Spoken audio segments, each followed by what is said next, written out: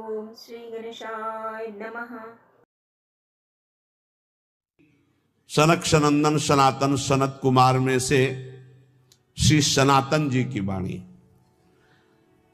परम मुनि परमहंस श्री सनातन जी हर समय 5 वर्ष की अवस्था में रहते हैं और कोई वस्त्र नहीं धारण करते। दिगंबर, दिग माने दिशाएं, दिशाएं ही जिनकी अंबर है, अर्थात नग्न अवस्था में रहते हैं।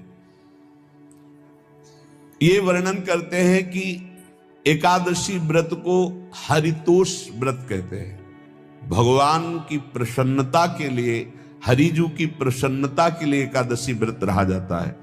प्रायः समस्त वैष्णवजन रहते हैं। जो रसिक जन प्रियाजू के चरणों के अनन्य हैं, उनका एक ही व्रत है, श्यामा श्याम की 8 पहर उपासना करते हुए अपनी मन वृत्ति को श्यामा श्याम में समर्पित करना। यहाँ ज्ञान ध्यान व्रत कर्म जीते सब काहो में नहीं मोहि प्रतीति, रसिक अनन्य निशान बजायो एक श्याम श्यामा पद प्रीति। पर जो एकादशी व्रत रहते हैं परम धन्य है, वो हरितोष व्रत है। अब एकादशी व्रत का नियम क्या है और कैसे एकादशी व्रत का फल मिलता है, कई बार चर्चा हुई। बहुत सुंदर तस्मा शास्त्रम प्रमाणम ते, शास्त्र प्रमाण के अनुसार श्री सनातन मुनि बोल रहे हैं, अथ ते नियमान वच्मि व्रते ह्रस्मिन् दिनत्रये, कास्यम मानुषम मसूरान्नम चणकान को द्रवास तथा, शाकम मधुपरान्नम च पुनर्भोजन मैथुने, दशम्याम 10 वस्तूनि वर्जयेत वैष्णवः सदा। जिसे एकादशी रहनी हो और एकादशी का फल प्राप्त करना हो, उसको ये नियम पालन करना चाहिए। अथ ते नियमान वच्मि व्रते ह्रस्मिन् दिनत्रये, उसको 3 दिन, एक तो दशमी और एक द्वादशी और फिर बीच में एकादशी, उसको 3 दिन संयम में रहना होता है, तब बीच की एकादशी का उसे फल प्राप्त होता है। जिसे एकादशी व्रत रहना हो, उसका नियम है कि दशमी के दिन कांसे के पात्र का त्याग करे। वैष्णव सिद्धांत है कि कभी जिसमें मांस बना उस रसोई का भोजन न ग्रहण करे। मसूर की दाल, चना की दाल, कोदों और कोई भी शाक, शहद, दूसरों का अन्न, दोबारा भोजन और मैथुन, ये दशमी के दिन त्याग दे। एक बार दशमी के दिन भोजन करे 24 घंटे में, क्योंकि एकादशी रहना है।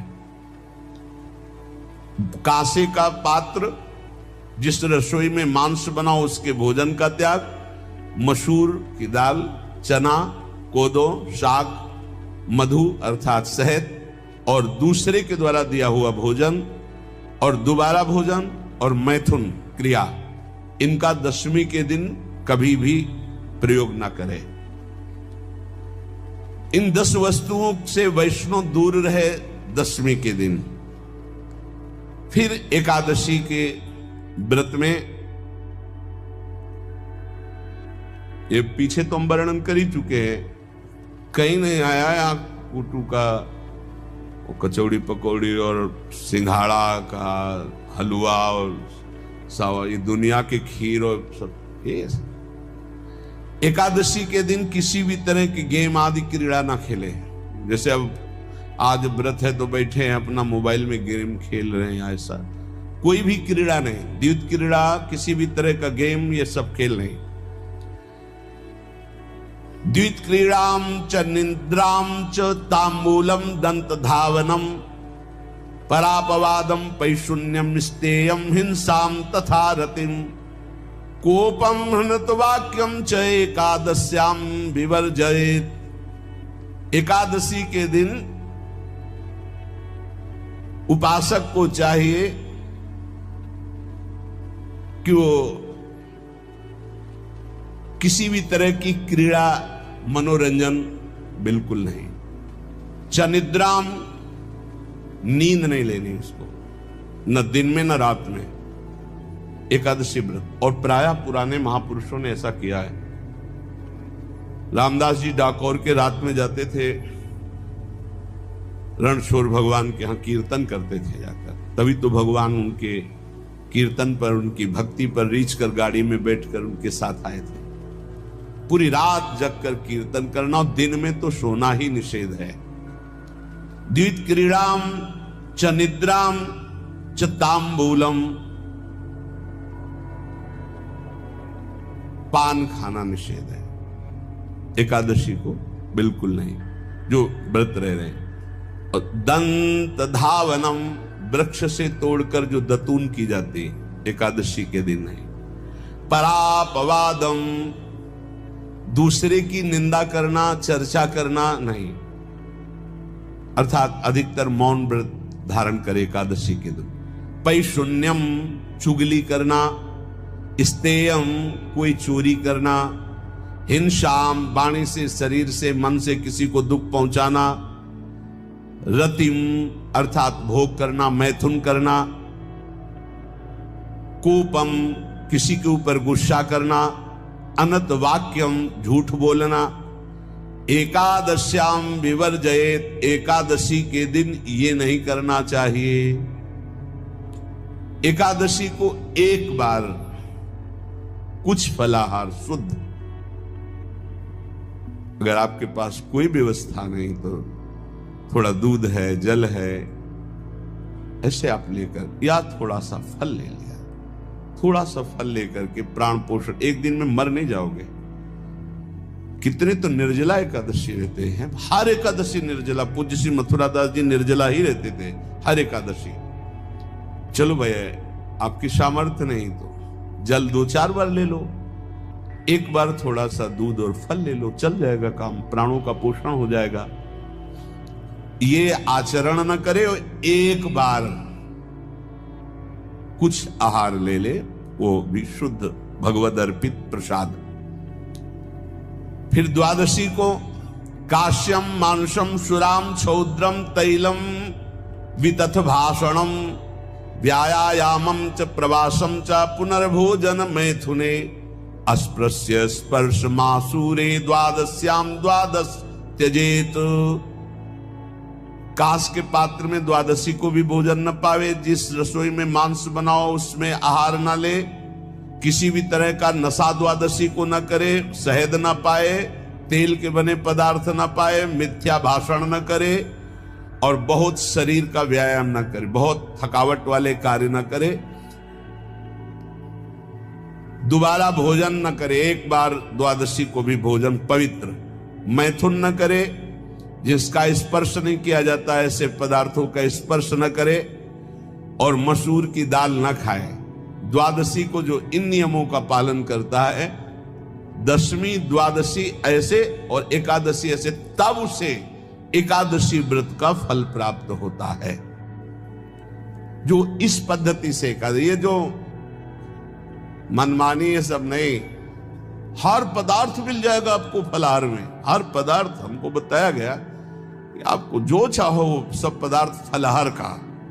अरे भाई, हरितोष व्रत है तो हरि प्रसन्नता के लिए एक दिन भूखे रहने बहुत आनंद आता है।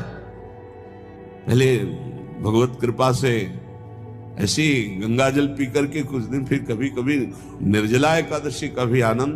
बड़े संन्यास मार्ग में थे तो बड़े संयम से सब शास्त्रीय पद्धतियों का निर्वाह होता था। उपासक को चाहिए कि इन नियमों से व्रत का अनुष्ठान करे, मनमानी आचरण न करे। सबसे प्रार्थना जो एकादशी रहते हो, हरितोष व्रत इसे कहते हैं, भगवान की प्रसन्नता के लिए रहा जाता है, रहना चाहिए। जो अपनी आचार्य परंपरा में है, जैसे जिनका सिद्धांत है, पर रहने का सिद्धांत ये श्री सनत कुमार जी वर्णन, श्री सनक जी महाराज, ये सनत कुमार जी वर्णन की। सनक जी महाराज कह रहे हैं, यदि भगवान का आश्रय नहीं, सत्संग नहीं है, तो इन 4 में से एक हो तो नाश कर देता, फिर चारों हो तो सर्वनाश हो जाता है। यौवनम धन संपत्ति प्रभुत्व विवेकता एकैपमप्यनर्थाय किमु यत्र चतुष्टयम। यदि सत्संग नहीं है, यदि भगवद आश्रय नहीं है, खूब धन हो, जवान अवस्था हो, बढ़िया पद मिला हो, प्रभुत्व चलता हो और अज्ञान हो, फिर क्या कहना है? बोले ये चारों जहां मौजूद होते हैं वहां सर्वनाश का खेल शुरू हो जाता है। अगर इनमें से एक हो तो सर्वनाश करने में पर्याप्त है, और अगर चारों हो तो फिर क्या कहना है? यौवनम जवान हो, धन संपत्ति। नमस्कार दोस्तों, आज के हमारे इस वीडियो में हम आपके लिए षटतिला एकादशी की पावन कथा लेकर आए हैं। यह कथा स्वयं भगवान श्री हरि विष्णु ने नारद मुनि से कही थी। एक समय की बात है, किसी गांव में एक ब्राह्मणी रहती थी। वह सदैव व्रत पूजन आदि में लगी रहती थी, परंतु उसने कभी भी कोई भी दान पुण्य नहीं किया था। वह ब्राह्मणी भगवान श्री हरि विष्णु की परम भक्त थी। एक बार उसने भगवान विष्णु का 1 माह तक व्रत पूजन आदि किया, जिससे उसका शरीर अति दुर्बल हो गया। यह देखकर भगवान श्री हरि ने सोचा, इस ब्राह्मणी ने व्रत पूजन से अपना शरीर शुद्ध कर लिया है, जिससे इसको वैकुंठ की प्राप्ति होना निश्चित है। परंतु इसने आज तक कभी भी अन्न आदि का दान नहीं किया है, जिसके कारण इसके शरीर की मुक्ति होना मुश्किल है। ऐसा सोचकर भगवान श्री हरि ने एक गरीब व्यक्ति का वेश धारण किया और उस ब्राह्मणी के पास भिक्षा मांगने पहुंच गए।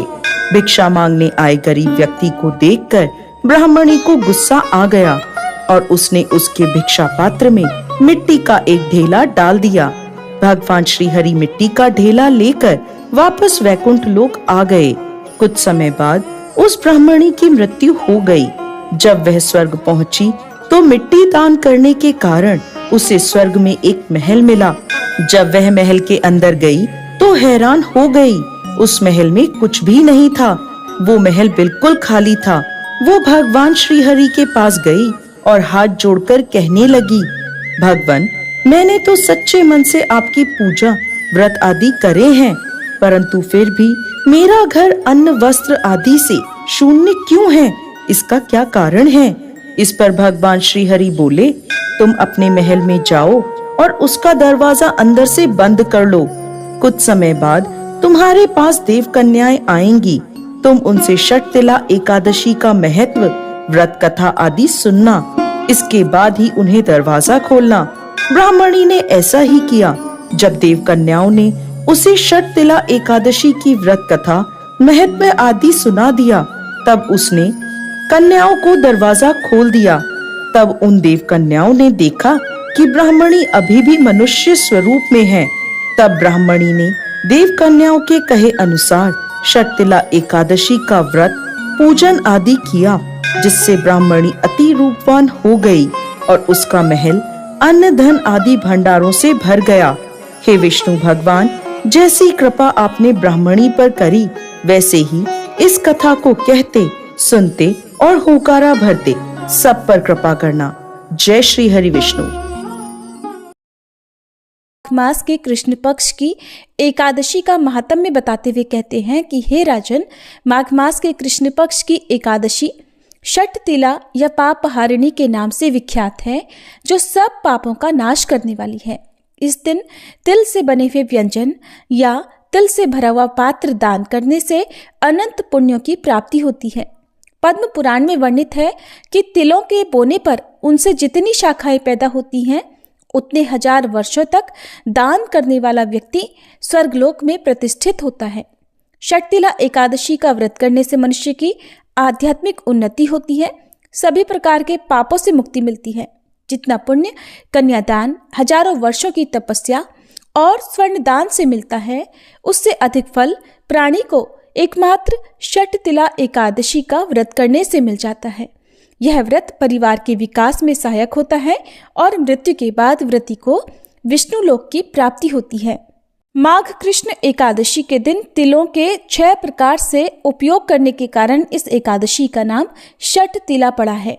इस दिन तिलों का 6 प्रकार से प्रयोग करना चाहिए, जिनमें तिल से स्नान, तिल का उपटन लगाना, तिल से हवन, तिल से तर्पण, तिल का भोजन और तिलों का दान करने पर स्वर्ग की प्राप्ति होती है। इस दिन नहाने के पानी में थोड़ा सा गंगा जल और कुछ तिल के दाने मिलाकर स्नान करके फिर भगवान विष्णु का पूजन करना चाहिए। चलिए आपको बताते हैं इस बार षटतिला एकादशी का व्रत कब रखा जाएगा, एकादशी और द्वादशी तिथि कब से कब तक रहेगी और व्रत पारण का यानी व्रत खोलने का शुभ मुहूर्त कब से कब तक रहेगा। इस बार एकादशी तिथि प्रारंभ होगी 24 जनवरी शुक्रवार को शाम 7:26 से और एकादशी तिथि समाप्त होगी 25 जनवरी शनिवार को रात 8:31 पर। इसलिए इस बार केवल 25 जनवरी दिन शनिवार को ही षटतिला एकादशी का व्रत रहेगा। एक दिन पहले यानी शुक्रवार को दशमी तिथि के नियमों का पालन किया जाएगा। द्वादशी तिथि प्रारंभ होगी 25 जनवरी शनिवार की रात 8:32 से। इसी के साथ हरिवासर का समय भी शुरू हो जाएगा और द्वादशी तिथि समाप्त होगी 26 जनवरी रविवार को रात 8:54 पर। एकादशी यानी 25 जनवरी शनिवार को ब्रह्म मुहूर्त का समय सुबह 5:36 से 6:24 तक रहेगा। सूर्योदय होगा सुबह 7:13 पर, सूर्यास्त शाम 6:05 पर होगा। प्रातःकाल पूजा का मुहूर्त सुबह 5:53 से 7:13 तक, शाम की पूजा का मुहूर्त शाम 5:52 से 7:14 तक रहेगा। राहु काल सुबह 9 बजे से 10:30 बजे तक रहेगा। सुबह की पूजा जहां तक हो सके राहु काल का समय शुरू होने से पहले तक कर लेनी चाहिए। द्वादशी तिथि यानी 26 जनवरी रविवार को सूर्योदय होगा सुबह 7:12 पर, सूर्यास्त शाम 6:06 पर, ब्रह्म मुहूर्त सुबह 5:36 से 6:24 तक, प्रातःकाल पूजा मुहूर्त सुबह 5:52 से 7:12 तक रहेगा। अभिजीत मुहूर्त दोपहर 12:17 से 1:01 तक रहेगा। राहु काल शाम 4:30 से 6 बजे तक रहेगा। हरिवासर का समय समाप्त होगा 26 जनवरी रविवार को सुबह 2 बजे तक, यानी कि शनिवार की मध्य रात्रि का ये समय रहेगा। तो आप रविवार को शुभ मुहूर्त में व्रत का पारण करेंगे और व्रत पारण मुहूर्त रहेगा 26 जनवरी रविवार को सुबह 7:12 से लेकर 9:05 तक। व्रत हमेशा शुभ मुहूर्त में ही खोलना चाहिए। किसी कारण से सुबह आप व्रत ना खोल पाए तो ऐसे में दोपहर 1 बजे से 3 बजे के बीच में भी आप एकादशी का व्रत खोल सकते हैं। ये थी एकादशी की तिथि और शुभ मुहूर्त की जानकारी। बस कुछ ही समय में आ रही है एक विशेष एकादशी जिसका नाम है षटतिला एकादशी। माघ मास के कृष्ण पक्ष में आने वाली ये एकादशी तिथि अत्यंत विशेष है क्योंकि वर्ष में आने वाली सभी एकादशियों में से यही एक एकादशी विशेष है जिसमें तिल का सेवन किया जाता है। इस बार ये एकादशी आ रही है 25 जनवरी 2025 शनिवार के दिन। इस एकादशी में तिल का अत्यधिक महत्व बताया गया है। हमें आपके बहुत सारे प्रश्न भी मिले थे कि आखिर इस एकादशी में तिल का सेवन किस प्रकार से करना चाहिए। तो चलिए आज की इस वीडियो में हम आपको बताते हैं कि हमारे शास्त्रों में बताए गए विधि विधान अनुसार इस षटतिला एकादशी के अंदर तिल का सेवन किस प्रकार किया जा सकता है। हमारे पौराणिक ग्रंथों के अनुसार पुलस्त्य मुनि इस एकादशी का पालन करने की विधि बताते हैं और ये विधि बताते हुए वे कहते हैं कि इस एकादशी के दिन पूर्ण पुरुषोत्तम परम भगवान श्री कृष्ण का स्मरण करते हुए भूमि को स्पर्श करने से पहले ही निकला हुआ गोबर एकत्रित करना चाहिए। उसके अंदर तिल और कपास मिलाकर 108 पिंड बनाने चाहिए और उसके बाद अपराध क्षमा के लिए श्री कृष्ण के नाम का उच्चारण करें।